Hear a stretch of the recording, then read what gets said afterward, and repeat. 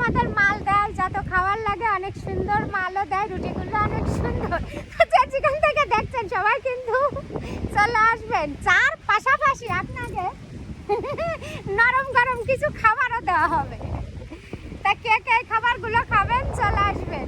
শুধু চা বিক্রি করে না কিন্তু, পাশাপাশি দেখেন কত সুন্দর ঢেউ লাগেছে।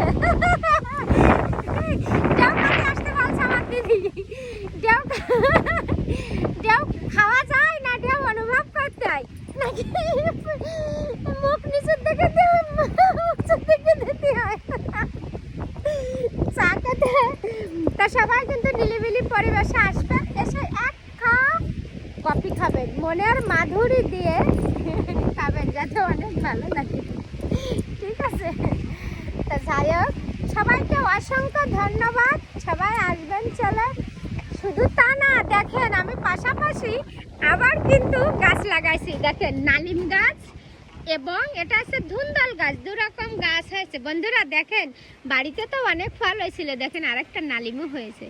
অনেক সময় মনে হচ্ছে এটা পটল, তাই না? পটল না কিন্তু, এটা কিন্তু নালিম ফল, অনেক সুন্দর লাগে, একদম বাঙিরি মতো। চিনি বা গুড় দিয়ে খেতে হয়, অনেক সময় রান্না করেও খাওয়া যায়।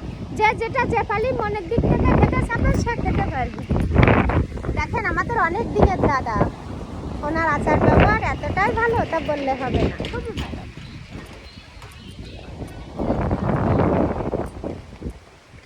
তাই সবাইকে অসংখ্য ধন্যবাদ। সবাই আসবেন, বিকাল হয়ে গিয়েছে, ওয়েদারটা তো একটু মেঘাচ্ছন্ন, ঠিকঠাক মানে ঠিক হয়ে যাবে বিকাল হলে।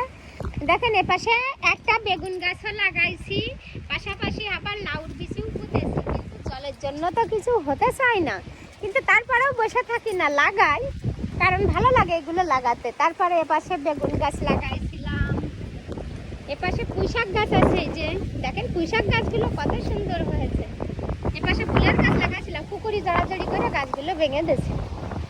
তা সবাই আসবেন, সবাইকে অসংখ্য ধন্যবাদ, টাটা।